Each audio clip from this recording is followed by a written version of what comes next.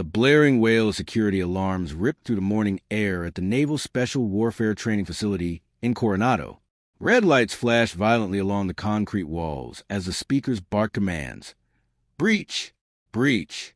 Facility in lockdown.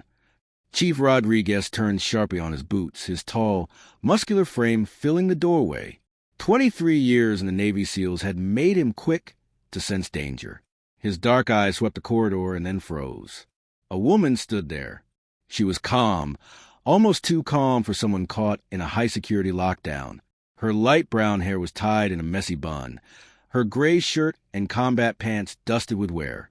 A scuffed medical bag hung from her shoulder, but there were no rank insignia, no identification. Rodriguez's hand moved to his sidearm. "Hey, you!" Hands where I can see them. The woman turned slowly, her movement smooth and deliberate. "I have orders from command," she said, her voice soft but steady. Rodriguez frowned. "Orders? Lady, this is a restricted zone. We got a real threat in this building, and you're standing here with no ID."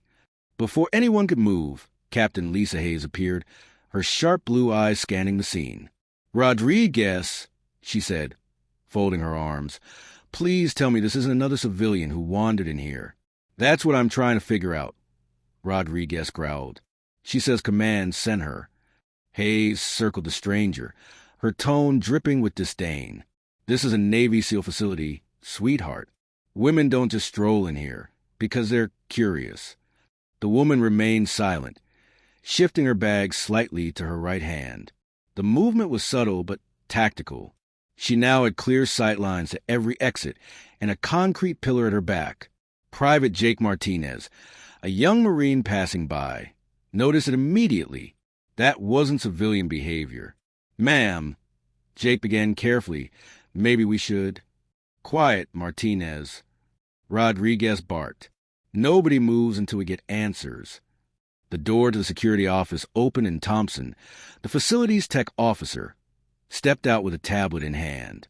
"No record of her in our system," he reported. "No appointments, no scheduled contractors, nothing." Hayes smirked. "So, mystery woman, who sent you? What's your clearance level?" "I'm here to protect classified intelligence," the woman said simply. Rodriguez laughed, a harsh sound that echoed off the walls. "Protect intel? Lady, you look like you got lost on your way to a soup kitchen." By now, several Marines had gathered, whispering among themselves. The woman, Jade Morgan, as they later learned, didn't flinch under the scrutiny. When ordered to open her medical bag, she calmly unzipped it and revealed rows of perfectly organized surgical tools and trauma supplies, arranged with military precision. Thompson frowned. "That's interesting. These are arranged by combat medical protocol." Hayes snorted. "So what? Anyone could buy this stuff online." But Jake wasn't convinced. "Ma'am," he said to Captain Hayes, "this is no amateur setup. These are field-ready supplies, arranged for speed and efficiency."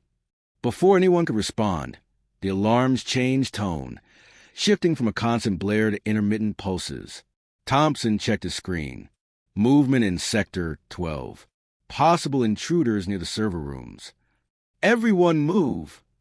barked Sergeant Morrison, the facility commander, as he appeared.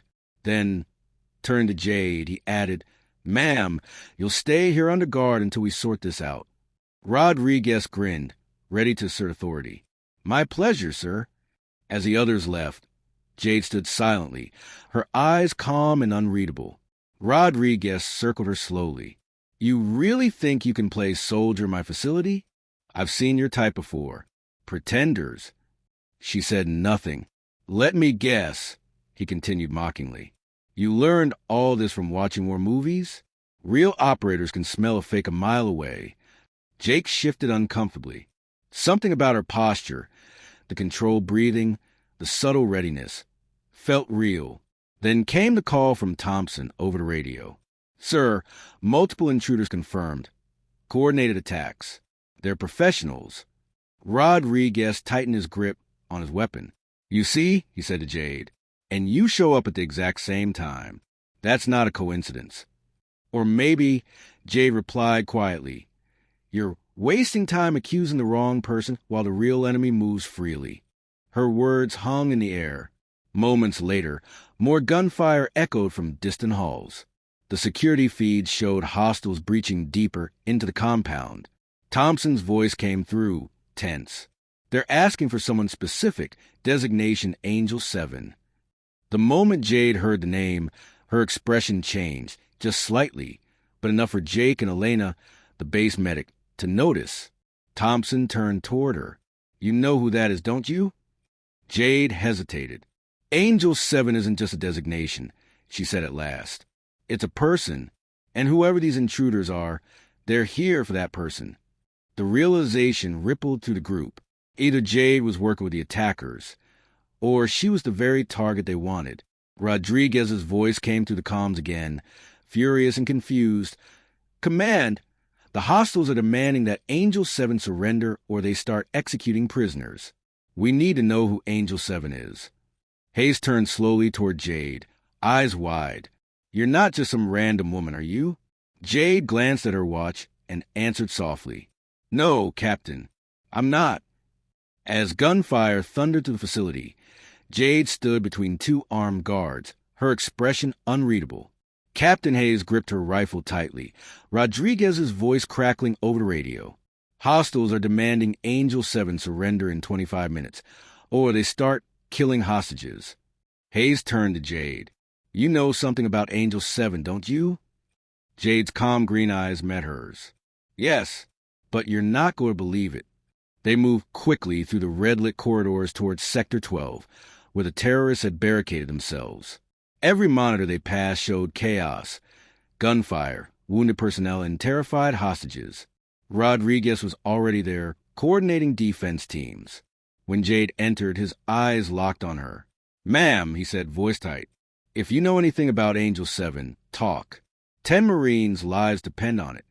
Jade studied the live feeds, her mind processing angles, positions, and timing like someone trained for combat. Then she looked at Rodriguez. Angel 7 isn't a myth. It's a call sign for a medic sniper who saved hundreds of lives between 2018 and 2021. Rodriguez scowled. We know that much. Where is that medic now? Jade's answer was simple. Closer than you think. Before anyone could react, one of the monitors flickered on. A masked terrorist appeared. You have 24 minutes. Deliver Angel 7, or the first hostage dies. The camera panned to show a bound Marine with a gun to his head. The terrorist sneered. Angel 7 knows who we are. Angel 7 knows what happened in Aleppo. It's time to pay. The feed cut. The room went silent, except for the hum of machines. Thompson turned toward Jade. How do you know about Aleppo? Her voice was quiet but firm. Because I was there. Rodriguez froze. You what? She stepped forward, unstrapping her medical bag. 4 years ago in Kandahar, your team hit an IED. You were pinned under burning wreckage. Someone operated on you in the field, under fire. Rodriguez's jaw tightened. The combat medic. They said she died that night. Jade unzipped her bag, revealing surgical instruments arranged with surgical precision. That medic didn't die. She disappeared because she had to. Hayes shook her head. That's impossible. Angel 7 was listed Kia. Jade looked her in the eye. Sometimes ghosts serve better than soldiers. Thompson's monitor beeped urgently. Hostiles breaching outer defenses, 1 minute out. Rodriguez turned back to Jade. Tell me the truth. Are you Angel 7? Without another word, Jade stripped off her gray shirt. Across her back were deep surgical scars, and a tattoo of a sniper scope intertwined with a red cross. Under it, stenciled in precise military font, Angel 7 to 127 confirmed rescues. The room froze. Rodriguez's weapon clattered to the floor. You saved my life. I did my job, Jade said simply. Now I'm here to finish it. The door exploded inward, terrorists storming in. In a blur, Jade moved faster than anyone expected. A strike, a twist, a disarm. The leader went down hard. Within seconds, Rodriguez and the others joined in, finishing the fight with surgical efficiency. When the smoke cleared, the hostages were safe. The terrorist leader glared up at Jade. You can't stop all of us, Angel 7. Others will come. There have always been others, she replied. But now they'll find me ready. Moments later, Commander Reynolds burst in with reinforcements. The instant he saw Jade, his expression shifted from disbelief to respect. He removed his hat and saluted sharply. "Master Chief Angel 7, he said solemnly. "Ma'am, it's an honor." Hayes, humbled, stepped forward. "Ma'am, I owe you an apology. I misjudged you. You were protecting your command." Jade answered. "That's exactly what I was doing." Reynolds' tone softened. "We need you back in active service. The world still needs Angel 7. Jade glanced at Rodriguez, Hayes, Thompson, Elena, and Jake, the people who would doubt her, now standing ready beside her.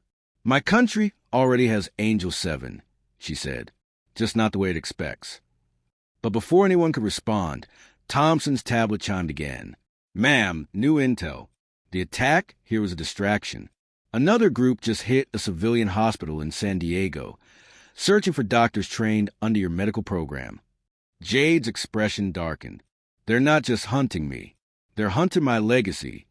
Rodriguez straightened. "Then let's go save them." She looked at him with quiet pride. "You finally understand what Angel 7 stands for."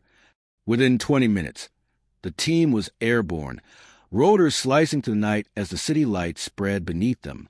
Hayes checked her rifle. "Ma'am, what's our mission objective?"